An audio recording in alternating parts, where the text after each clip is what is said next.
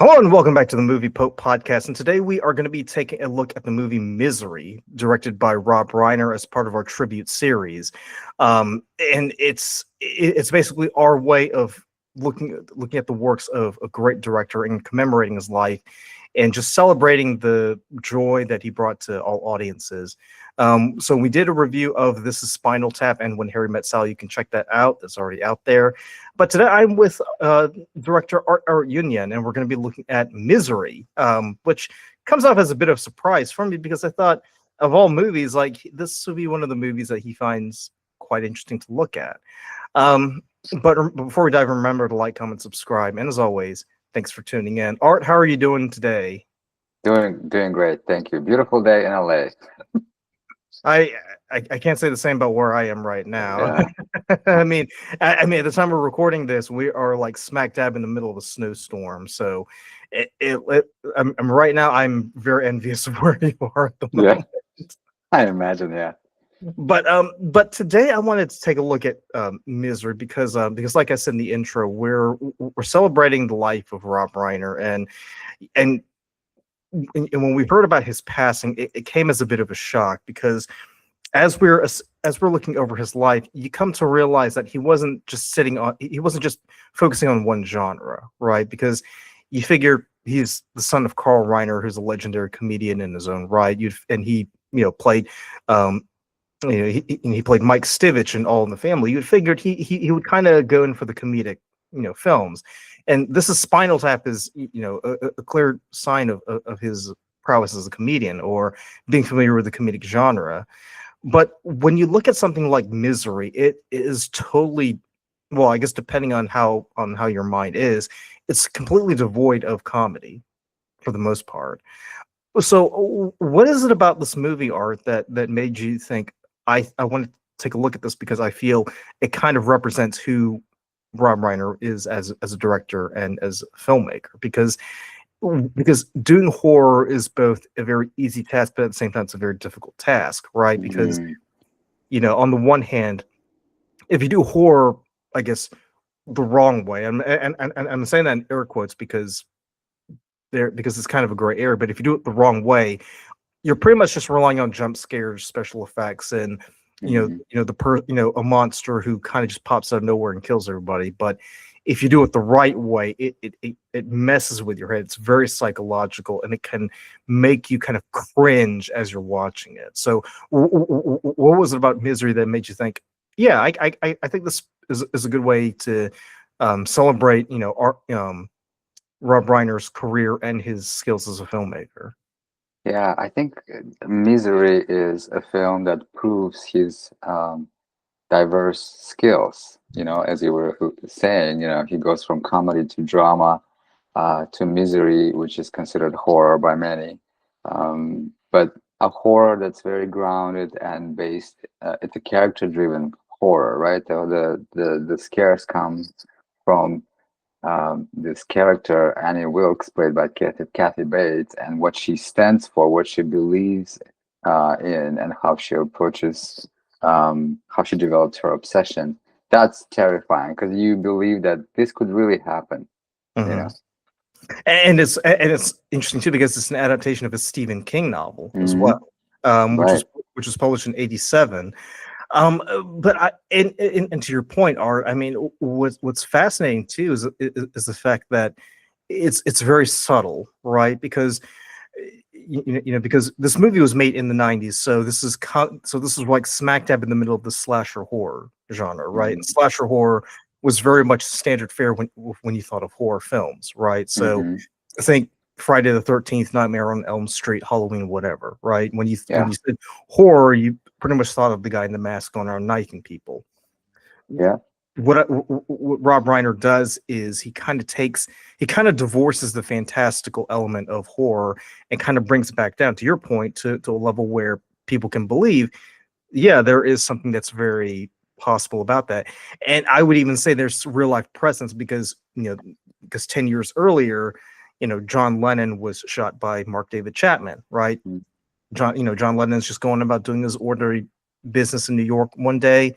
Guy comes out of nowhere and shoots him and then runs away, right? And I think he was supposed to be like an obsessed fan or someone who like was really really into John Lennon, and he ended Yeah. up just shooting him. You know? Right. It is, yeah, Misery is about an obsessed fan, right? And how that obsession is all consuming and takes over and makes someone like Annie Wilkes do things that are terrifying and scary. And that's one of the beauty, I think, in how Rob Reiner worked. And I only judge by the films that he made and the diverse genres that he tackled, Mhm. is the themes that he chooses in films, right? The themes that you can't help but watch and learn, and because he made Misery after he did Harry Met Sally, which is Yep. like an iconic piece of cinema and probably the best romantic comedy that's ever been made. To go from there and then tackle themes of obsession and power and um, you know and your comparison to the obsessed fan to this is a perfect metaphor, right? Perfect comparison, so to speak. Yeah, and then the themes in it, the obsession, the how we want to be close to the sun, so to speak. And by sun, I mean, someone we admire, right? Or Yeah. someone that's great. And we want to be close to those people. We want to, want piece of them somehow, right? And that's why you have crazy fans that pull hair out of their favorite performers' heads, Hmm. or just want to touch them and pull them. And I think this film, Misery, does it so beautifully, where the danger escalates in the film. It's not just hello, right? It Yeah. escalates. If you don't know the plot of the film and you haven't read Stephen King's book, you don't know until you start getting all the signals of what's actually happening. You think this is just a nice woman in the mountains that's saving this guy that she found in the snow after an accident, but gradually, and that's the masterful. That's a skill of first Stephen King, then the screenwriter William Goldman, and then Rob Reiner as well as a director. How they introduce the obsession and danger gradually, where you lean in even closer and you follow how it develops and culminates in that hobbling. I think, right? We talked about earlier. Yeah. Yeah. um, yeah. Well, I mean, to paraphrase something from another Rob Reiner movie, he takes it to 11 when it comes to that Hmm. factor. Yes. Right. Yeah. Here's the disturbing thing though, because as you're watching this movie, like obviously you want to root for Paul Sheldon, right? Hmm. You want Paul Sheldon to escape because he's trapped in this horrible situation, right? But at the same time, it's like, can we really identify with Paul Sheldon, right? Because and I would even go so far as to say, if anything, what's more disturbing is the fact that we kind of identify more with Annie Wilkes than we do with Paul Sheldon. Yeah. And I think that's what's so brilliant about it, is the fact that, yeah, obviously, like when we see Paul Sheldon helplessly tied up, and I think he's peeing into like a bottle at one point while Andy's like talking, so it's a very uncomfortable situation for him. We all feel like we want to be Paul Sheldon, but but truth be told, I mean, this is a very famous guy who's just living out his life, and he just happens to be caught in this unfortunate situation. Uh, and, and I would even go so far as to say we've all been in that position where we've had maybe not obsessive, but we've kind of had a deep fascination with celebrity, right? Hmm. To the point Yeah. where we kind of find an excuse to work them into our everyday conversation. So, and at least for me, I won't speak for you, Art, but but sometimes we do fantasize about what it'd be like if we met our heroes, right? Yeah. But to see Annie Wilkes go about doing all these things, like feeding him, taking care of him, all that stuff, it's like, we're in a weird way, we are all kind of like Annie Wilkes. Obviously, we're never going to get to that point where we're going to hobble them. Right? We're going to like take a sledgehammer to their ankle, or like inject them with like sedatives. But it's like it's something that we can believably, conceive that could be us in that situation if we were kind of pushed to that level of obsession. Totally. Absolutely agree. Yes. And then, you can't, as you watch this movie, you can't help but question and ask yourself, if your favorite celebrity, whether it's a writer, actor, director, scientist, whatever, whoever you admire the most in the world, just turned up at your doorstep, and how soon will you let them go? You know what I mean? Um, you can't help but ask that question. So I agree with you. We do identify with Annie Wilkes to a degree, while watching this movie.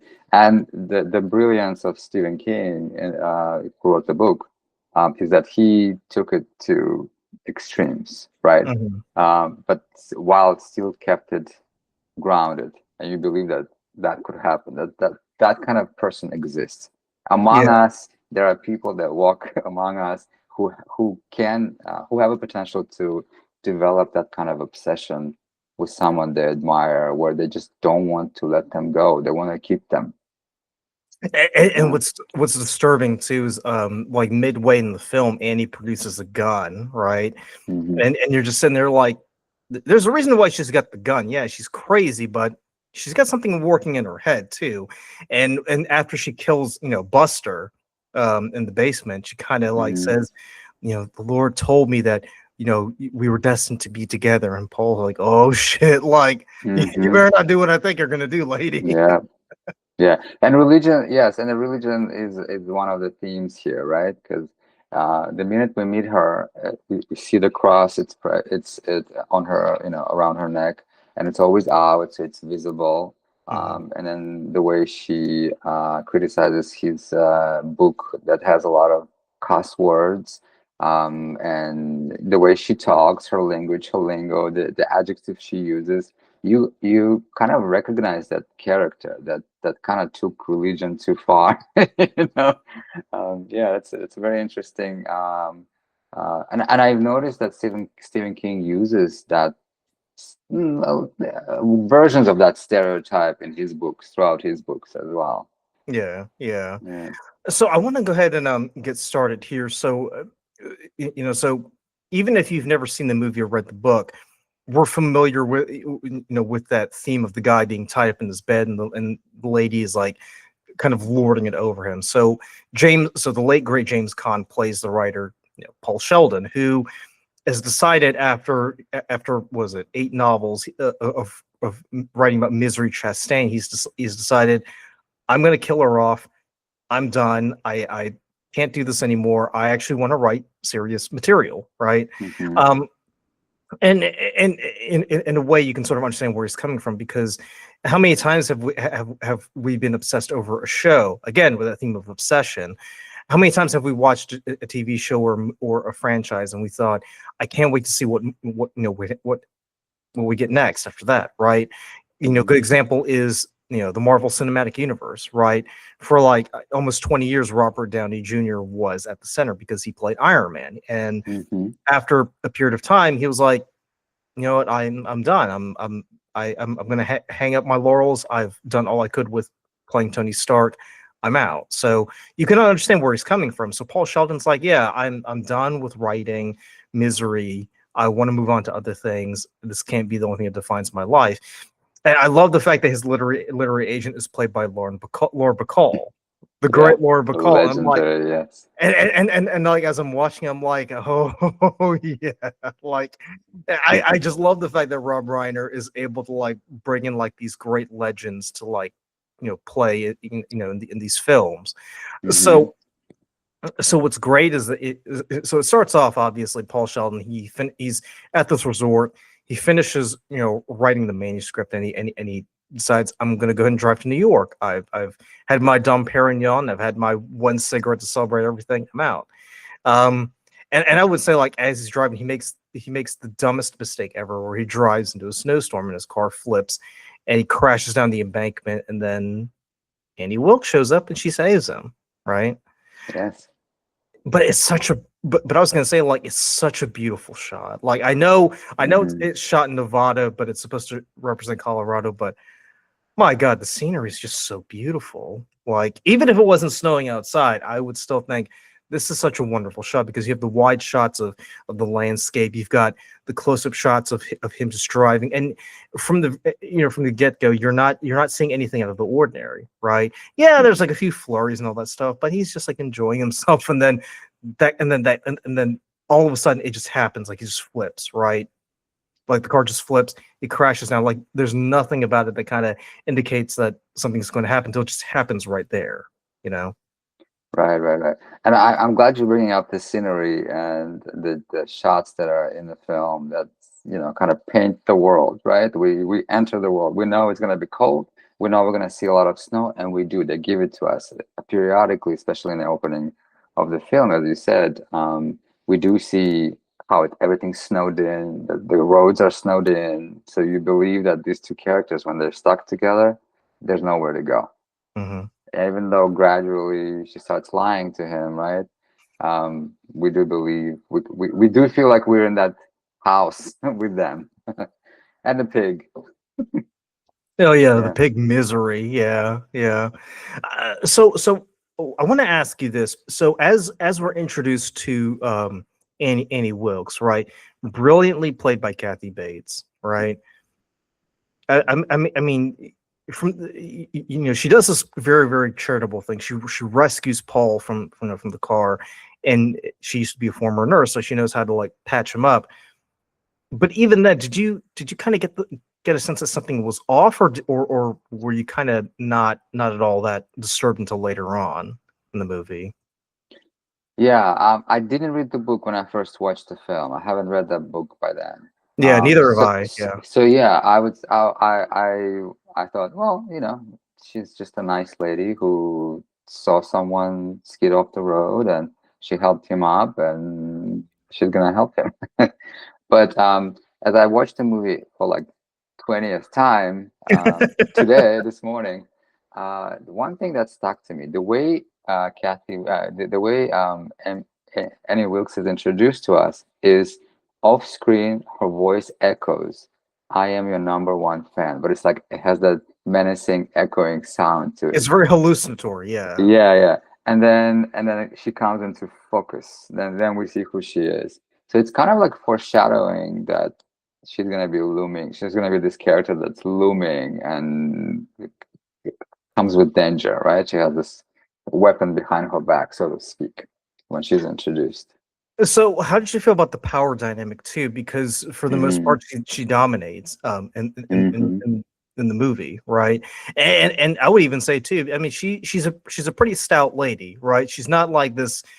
She's not like Laura Bacall, who's like the slim, very good looking woman. This is a very homely lady who she kind of has to be that way in order to survive where Survive, she is. right? Yeah. She's very strong. Exactly. I mean, she was able to pull him out of the car that was on its roof. She dragged him all the way up the road into her truck. She put him in the bed. She fixed his bones, and the way she describes what happened to his bones in the beginning when he wakes up, like this person is either a medic, a nurse, or she's seen all of this so much that she's not even phased. She says with a smile. Your Yeah. phones, Yeah. your phones your bones are making noise when you move, something like that. And yeah, she had to be strong and physically strong to survive where she is Yeah. in a place where she lives. Yes, yes, yes.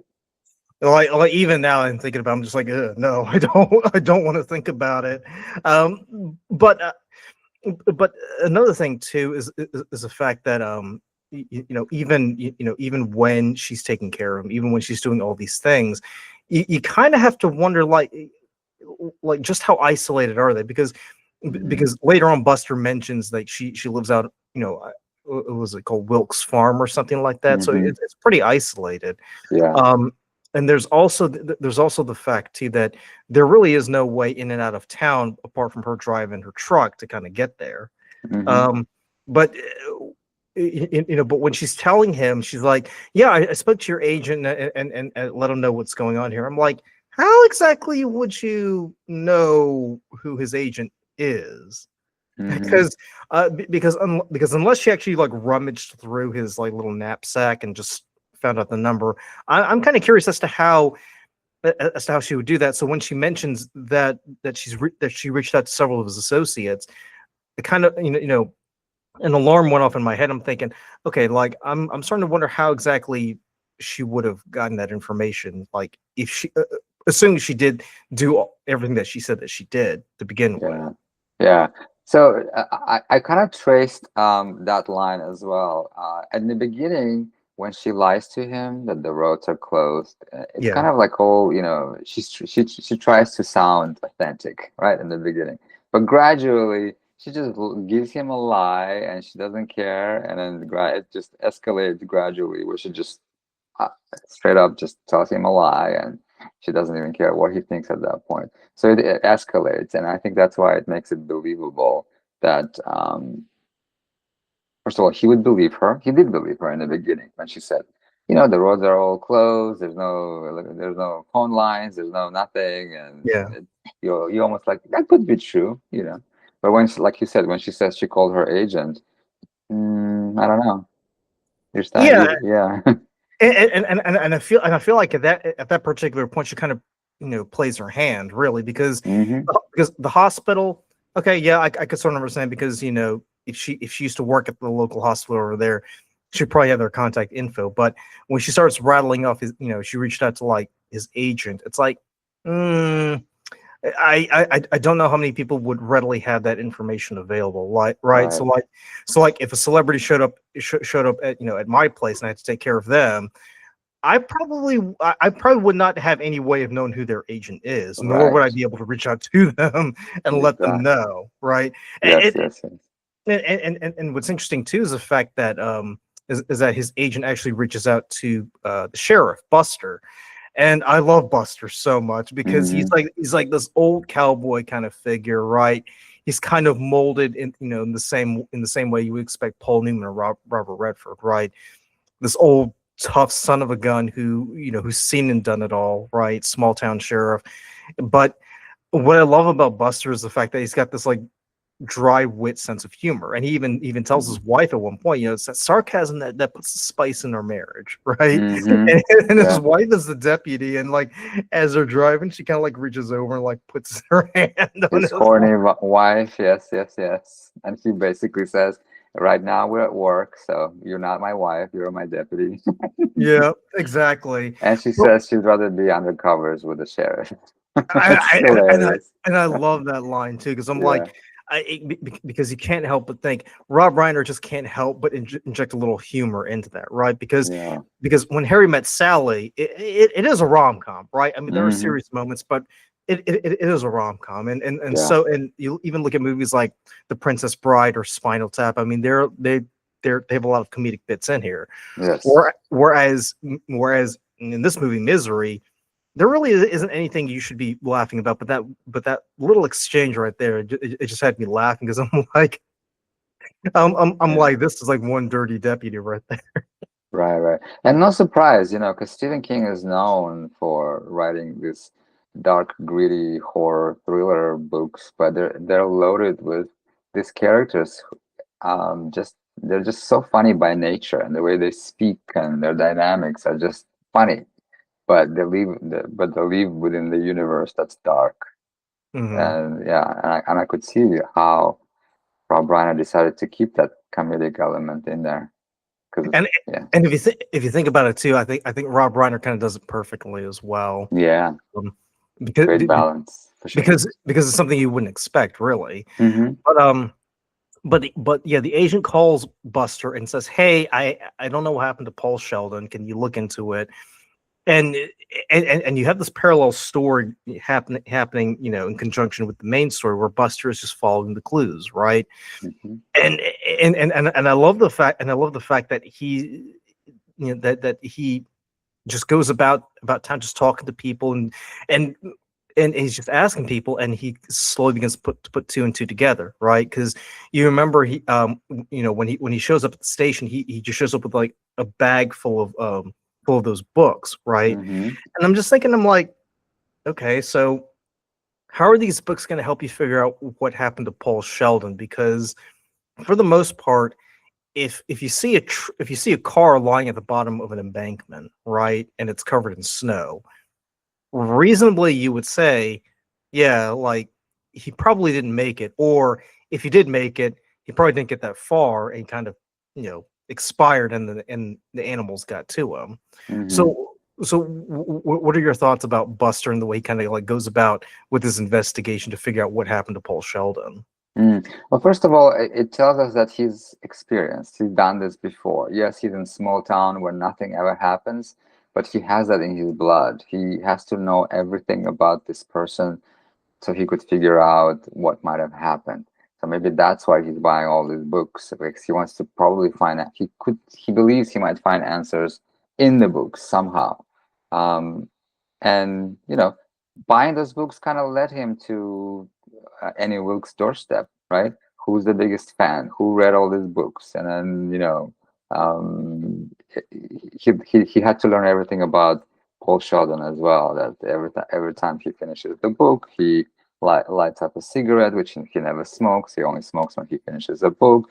He drinks a glass of champagne, and he has all this ritual. So he has to learn all of that as a good investigator to figure out what might have happened. But also too is the fact that um, I tell you what, he kind of reminds me of Francis McDormand from the movie Fargo, Yes, right? yes, yes, Like he's not for like sure. he's not doing anything like over the top. He's just going Right. around just like talking to people, because remember he goes to the general store and he talks to the store owner, and the store owner's like, well, you know, like, yeah, we did have a lot of Paul Sheldon books, but then but someone came and bought them all up like just the other day. Mm-hmm. And it's just like those little subtle clues that he begins to piece two and two together, and he's like, huh.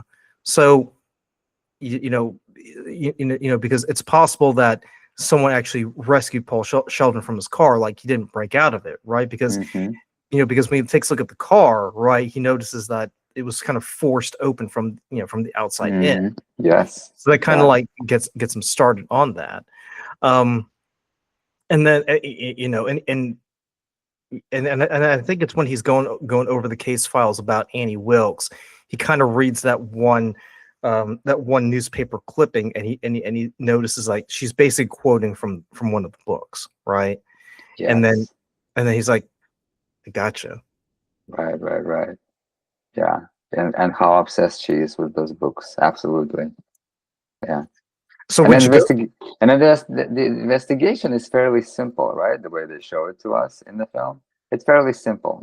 Who bought the books? She did. Who bought the paper? Okay, she did. So why would somebody living on the farm need so much paper and, I don't know, like writing material? Like she's suddenly a writer. So that's when that's what the antenna perks up, and he knows what to do next. It's Yeah, fairly simple, but it's effective. And also, as an audience member, we already know who has him. We already know who has Paul Sheldon. So we don't need to watch a complicated investigation of something that we already know the answer to. But it is pretty engaging and entertaining to watch Buster do it. It's just the way how he does it. and that's the thing too, because Buster, initially you would think, well, he's probably going to follow the same generic, narrative. Oh, Paul Sheldon drove his car off an embankment and he's probably dead. But he doesn't really do that. Like he kind of like begins to like pull at the thread a little bit. Um, Yeah, and you kind of feel bad about the way he dies, because he just opens yeah, the door, and then Andy Wilkes just like puts a hole in his mm, chest, right? yeah, And you're like, damn, like, bro, like, Buster, come on, like. yeah. He's a much needed collateral. Yeah, exactly, Yeah. exactly. But to go back to Paul and Anne, I mean, what's going on here is it's very much just Annie kind of slowly revealing what's going on in her mind, because, like I said earlier, she kind of plays her hand when she talks about, oh yeah, I reached out to your agent and let her know what's going on. Um, but as things kind of like slowly get a little bit weirder and weirder, Paul begins to see maybe she's not all there. And I think I think what happens is when she kind of like has these little outbursts, right? Yeah. And then she's like, "Oh, I'm so sorry. Like, I don't know where that came from." I think the big one, and you alluded to this earlier, was when she kind of flipped out on him using a lot of profanity in his books. And it's Yes. like, well, yeah, that's just the way people talk. I used to talk like that when I was growing up. And she just flips out on him, and I'm like, yeah, she's clearly off her rocker at that point.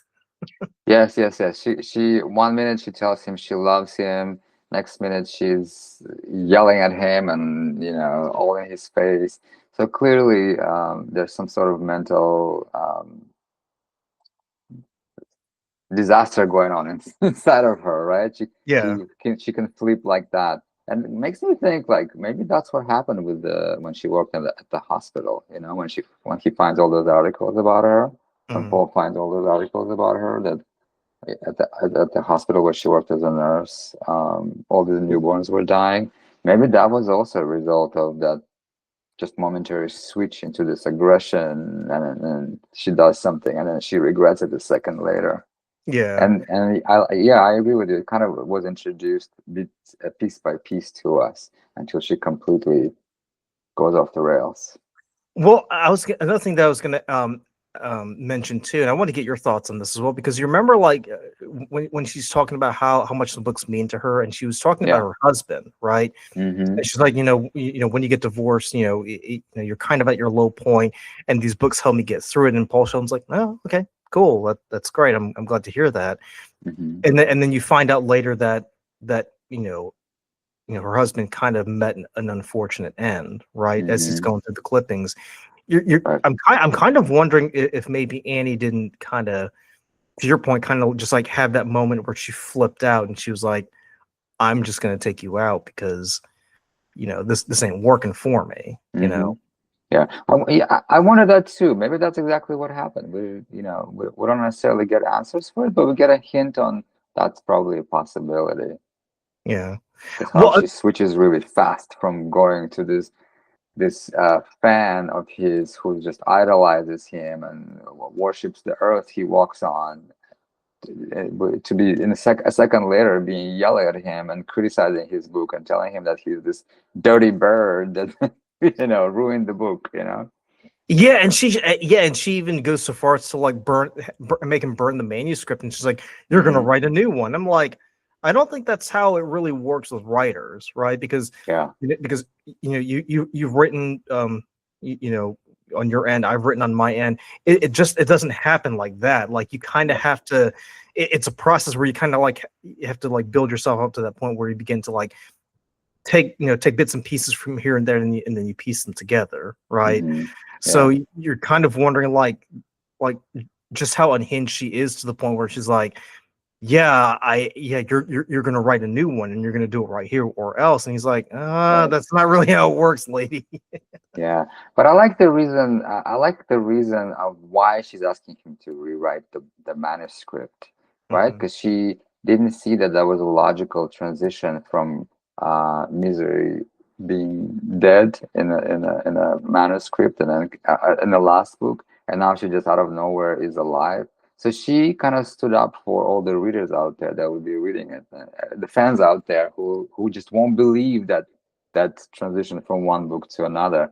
So that was kind of, admirable in a way, right? She wanted to, Yeah. she demanded accuracy and integrity from him in a way, in a crazy way.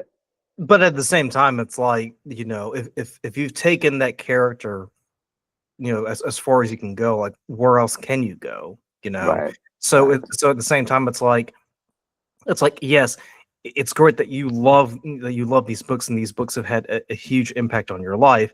At the same time, it's like Mm. you kind of have to look at it from his point of view, because where else can you go? Because we've seen instances where people continue doing shows or movies because the fans love it and the quality Yeah. suffers, right? Yeah. So Right. so at that point, you kind of have to wonder, if Paul Sheldon continued to write these Misery books, would Annie still have been like, a devoted fan, or would she have been like, well, hang on a minute, like the qualities, the Mhm. books that you're writing now, they're not the same, or they're not as good as the books you were writing like 5 years ago.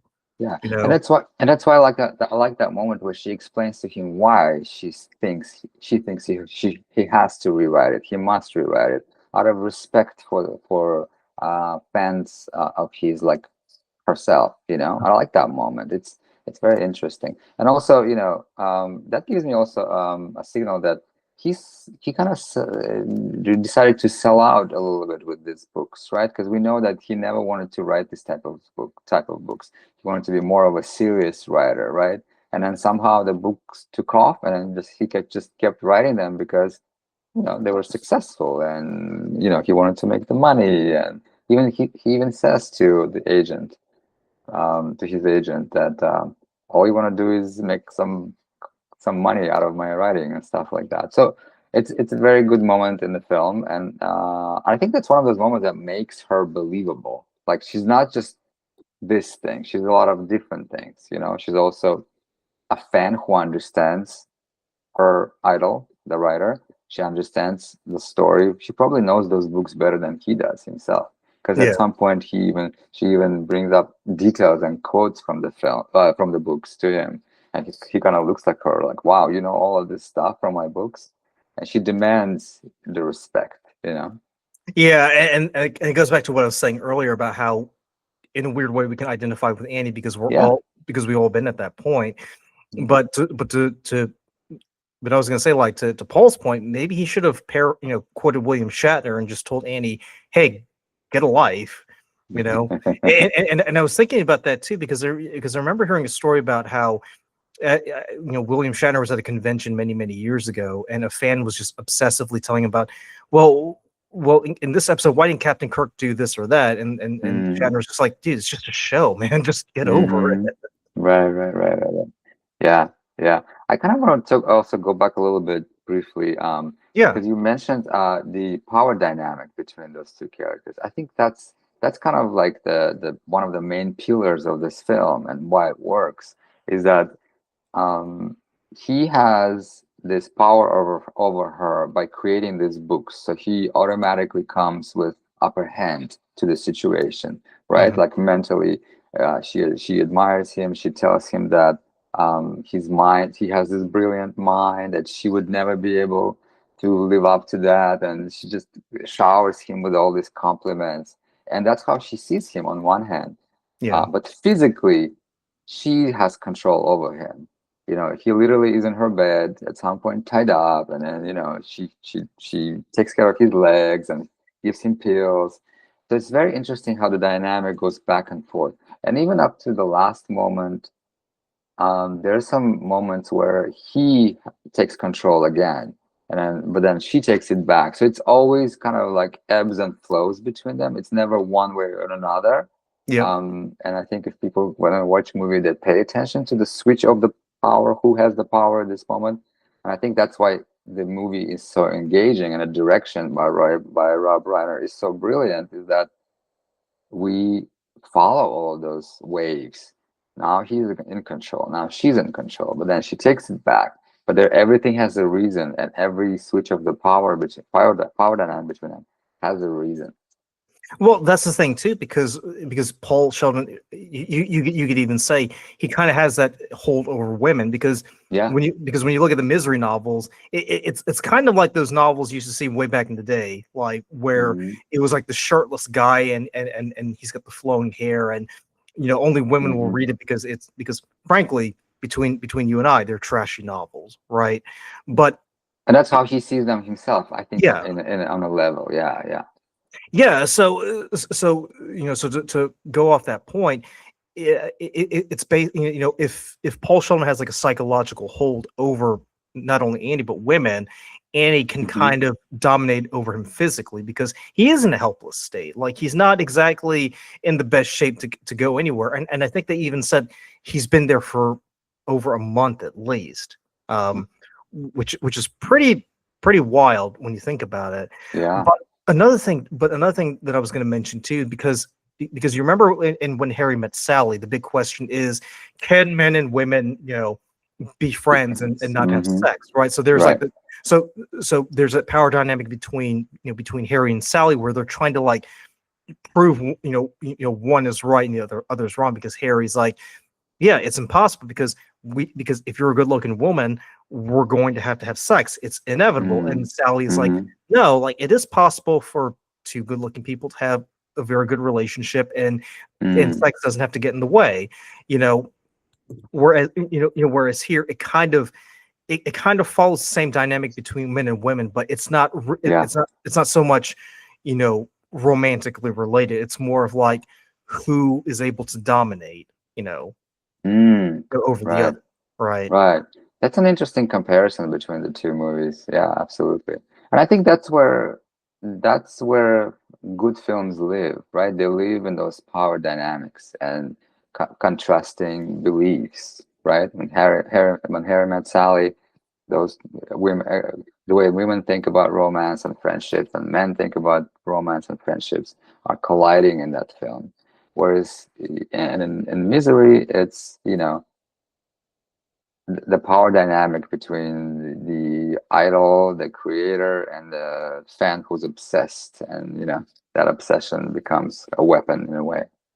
Yeah, and I would even say too, because what we see in Misery, it's kind of like the dark side of what we see in When Harry Met Sally, right? Because The man-woman dynamic. Yes, yeah, yes, right, yeah, yes, exactly. I mean, and because I was gonna say things would be a lot different if Meg Ryan was the one smashing up right, Billy Crystal's legs in that right, movie. right, right, right, right.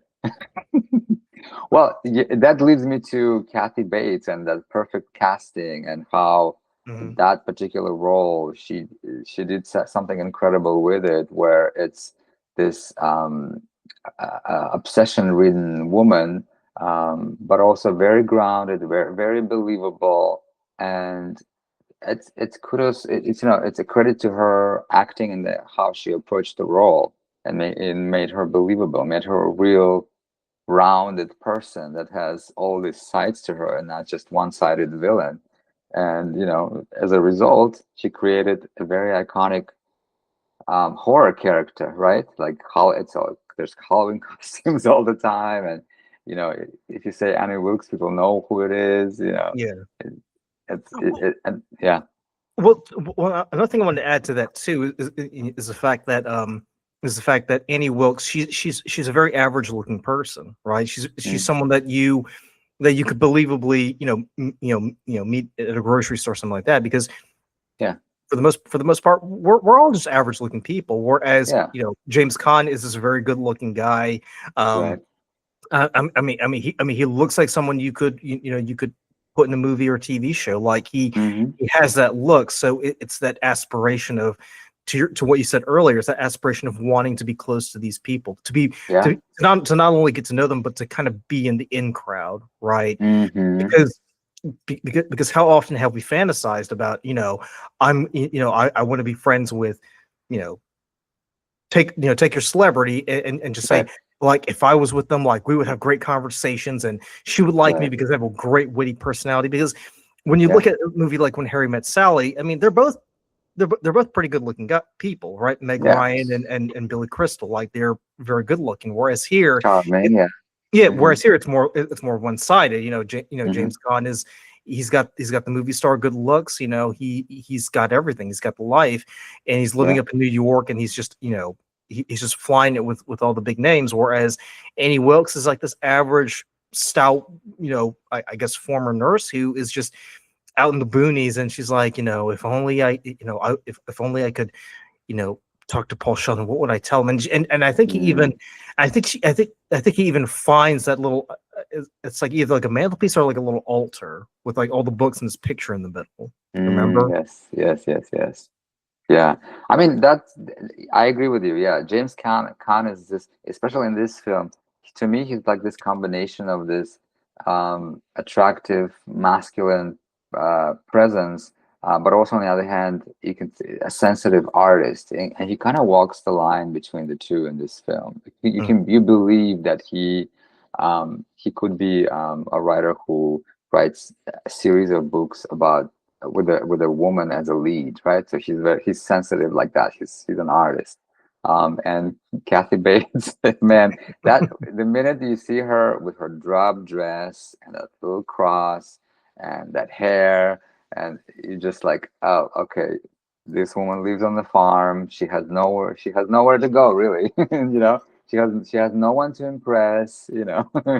She has a pig, and All she I has is the mean, pig. Yeah. yeah, all she has is a pig, and those books, Paul Sheldon's books, you understand why she's obsessed with them because they take her somewhere, I don't know, a different world, a better Yeah. world, maybe, It's you know, escapism. Yeah. right? Escapes where romance exists, where a protagonist, a woman, is, I don't know, admired by many or loved by men, whatnot.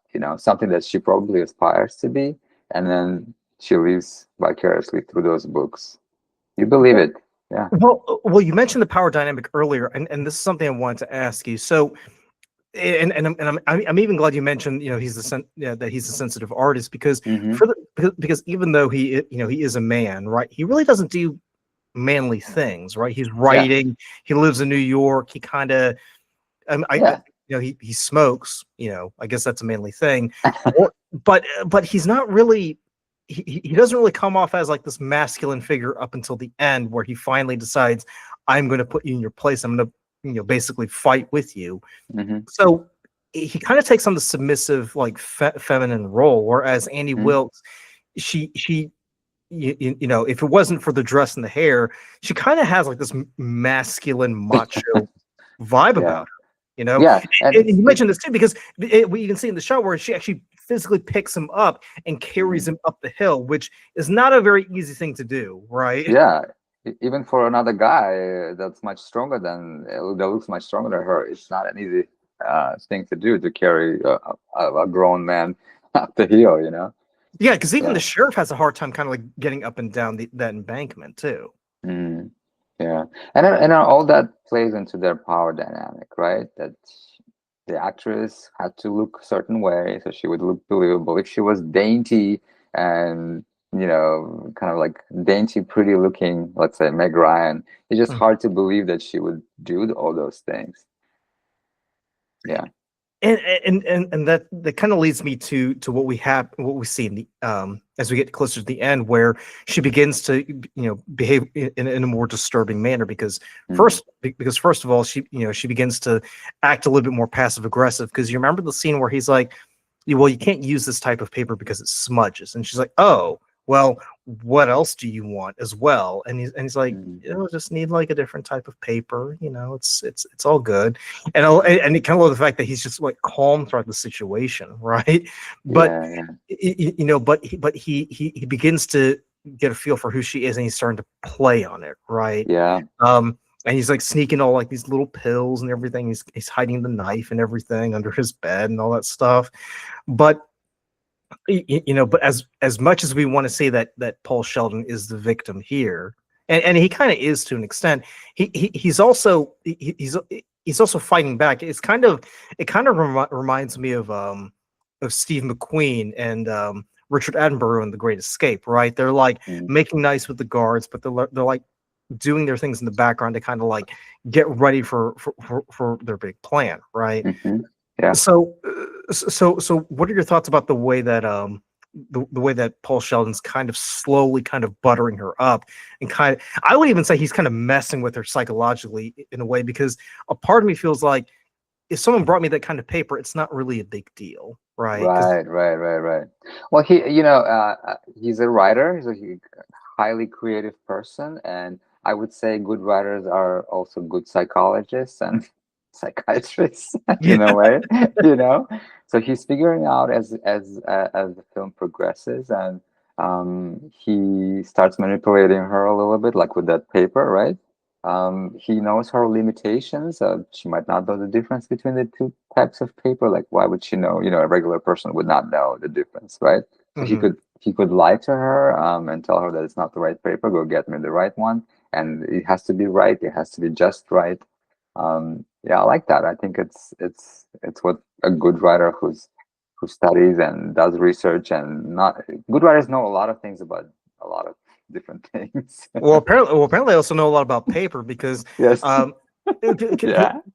I was going to say, because as I'm watching that scene, and I was even thinking this too, I'm like, surely, I'm sure Art, remembers when he has to use typewriters. I bet he Mm. really didn't pay attention to what kind of paper he used, right? Because when I was growing up, there was only, the paper that we used was the same paper that you would see people use, like, Yeah. put in their computer printers, right? Right. Yeah. Right. So it's Right. Right. like, Exactly. Yeah. it's like there's no difference really. You stick it in there, you like roll it up, and you start typing. There's really no difference there. Right. Right. Right. Right.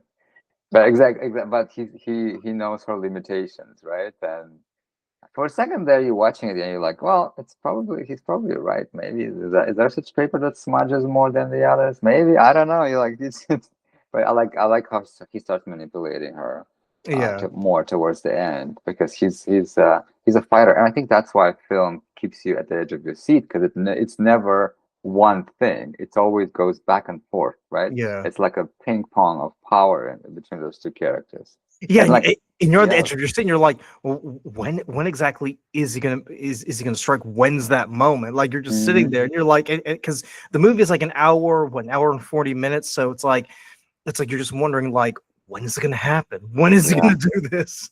Yeah, he has to break free. We know that he's gonna leave. He's gonna break free somehow.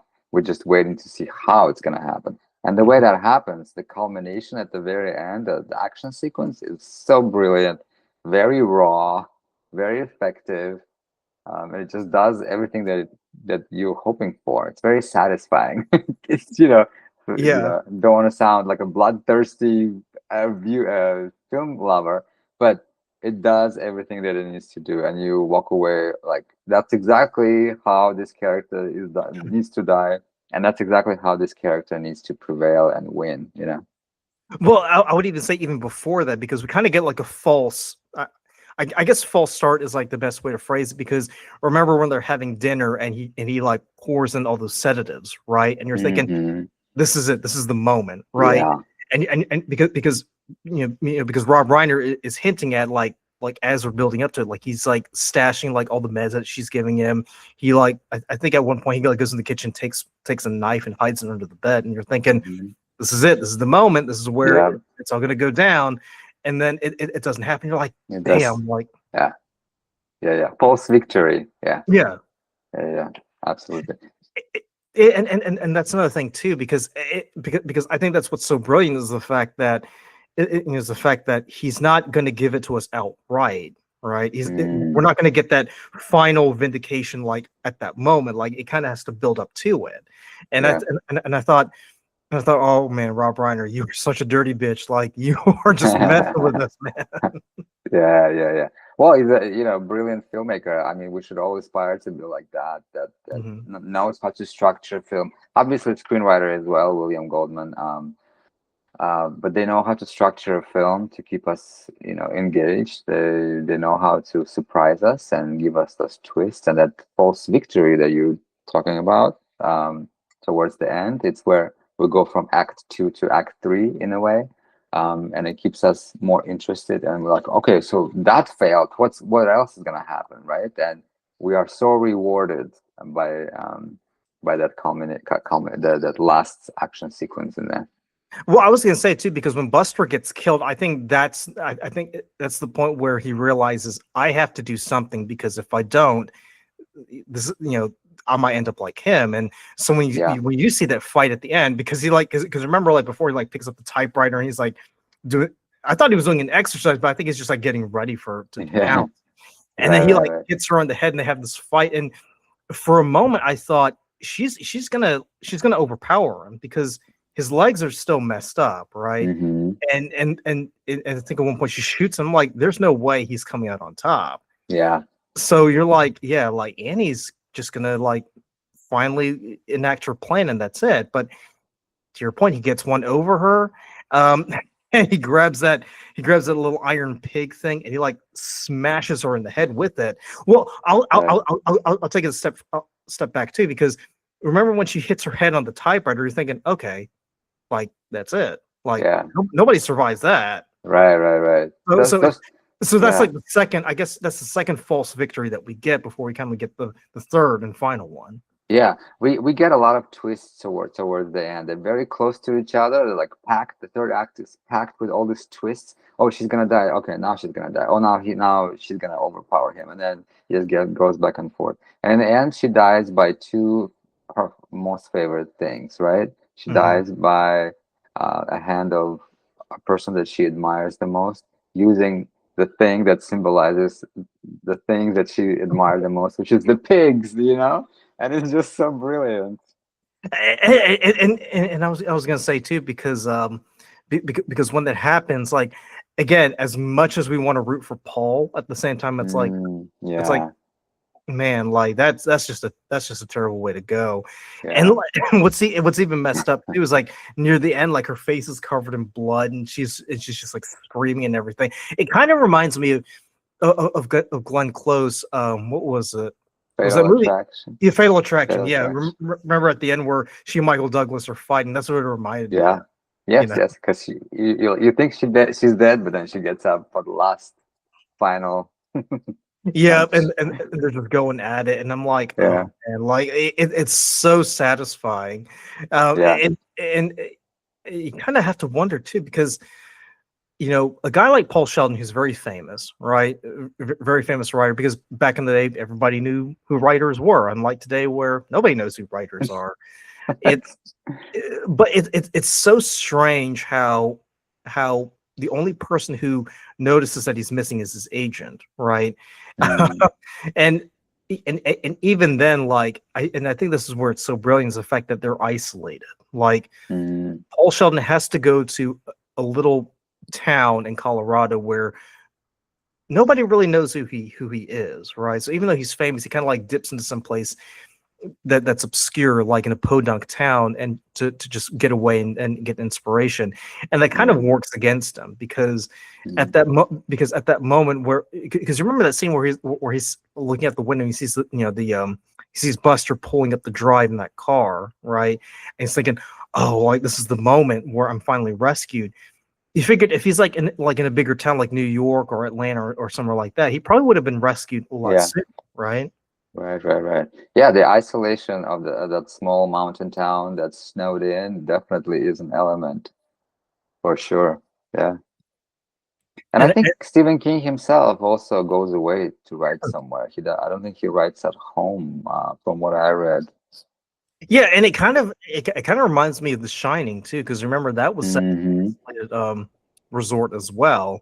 So I guess for whatever reason, Stephen King just loves, I guess, Colorado for its resorts, because it just keeps coming back over and over again.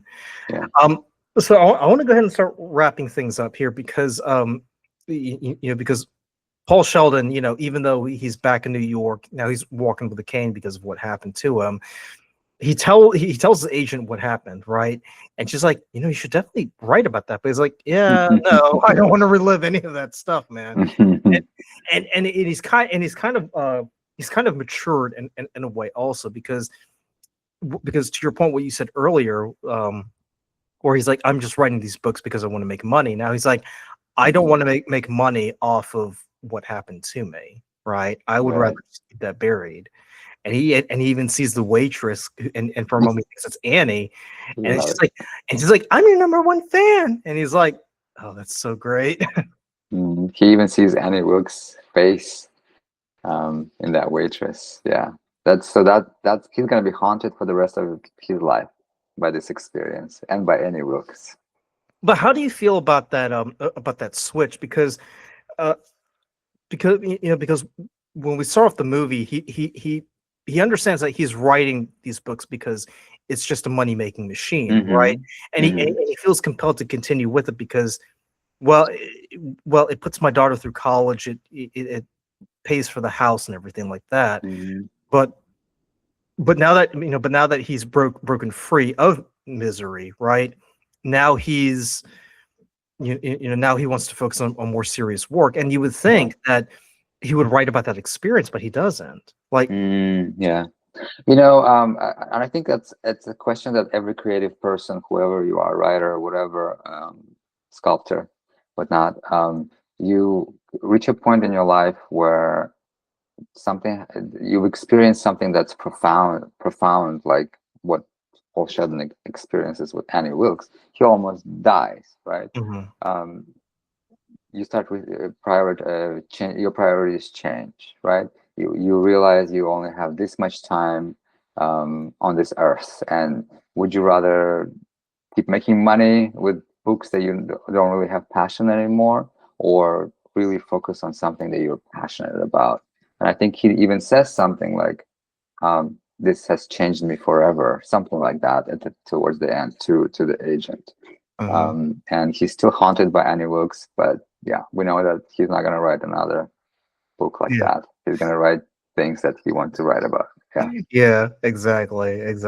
I mean, it's a brilliant movie, I think, and it definitely showcases, Rob Reiner's ability to, like, dip into any genre, make it gold, really. And it, Absolutely. Build tension, show us action sequences that are so engaging, edge of your seat, and play with the power dynamic and explore all those complicated themes like, obsession and fandom and all that stuff. Great. I would even say, because you mentioned earlier that writers are great psychologists, right? I Mm. would take it a step further and say that filmmakers also need to be pretty good psychologists, because they need to know just how to manipulate the scene in such a way to get, a reaction from the audience, right? Yeah, because good writing is all based in emotions, right? And payoffs. And if somebody experiencing an emotion or going through an profound experiences, what does that do to their psyche, and how their psychological state changes? So in a way, yeah, I think good writers have to be good psychologists, and I think good filmmakers like Rob Reiner definitely is a Hmm. good psychologist. Yeah, he Yeah, could probably have a good therapy session if someone has an issue. but that's the thing, because when you make movies like, When Harry Met Sally and Misery, right? Right. Like at the surface level, you think, oh, this is pretty easy stuff, but the way that he dives into these characters, it's like, Mm. well, that's actually a very good point. Like, I never thought of it like that, Mhm. and and as I mentioned when we did our review of When Harry Met Sally, the question that Rob Reiner raises in that movie, he does it in such a way that it kind of has to elicit a response, because we talked about the Seinfeld episode, The Mango, where Larry David kind of has to take that question that Harry asks, and kind of have Jerry and Elaine try to answer that question. You remember? So Yeah. it's like when you see a movie like Misery, right? Like, just how far will a fan go? And, Yeah. unfortunately, it's something that hasn't gone away since 1990, because we hear stories all the time about how fans just, Mm. kind of go crazy, and they decide to just try to do whatever they can to get closer to celebrity. Yeah. Another one that comes to mind was Selena, right? Because Yeah. that fan was the president of her fan club, and then when Selena didn't give her acknowledgement, she did that. Yeah. And more recently, the Taylor Swift stalker who appeared at her apartment. I mean, that's some scary stuff. Yeah, exactly. So it's not like this is something that's going to go away, but Right. I think what's so brilliant is the fact that Rob Reiner is able to kind of not only take this issue, but kind of shine a light on it, but he does it in a way that kind of makes us acknowledge, yeah, that's us, but we don't want it to be us, right? Right. Yeah. Brilliant movie on in all aspects. Cinematography is beautiful. Acting is great. I mean, all the choices, directorial choices. Yeah. It's definitely one of my favorite of Rob Reiner's films. And you can definitely see why Kathy Bates won Best Actress, Yeah. because phenomenal stuff. Phenomenal. Yeah. Agreed. So